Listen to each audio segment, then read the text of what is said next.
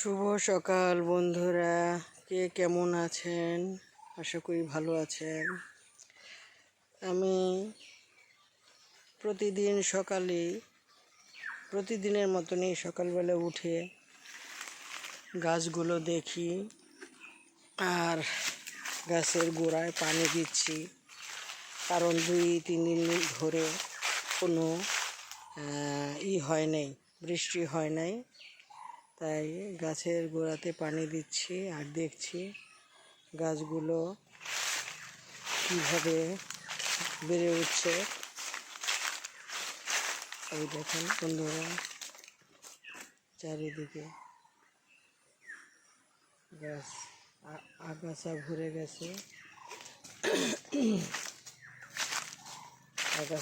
গেছে, এখন এগুলো দেখছি।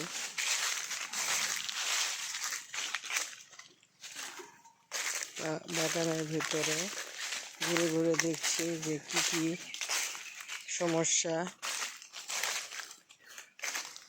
দেখছি জামরুল হয়েছে কিনা।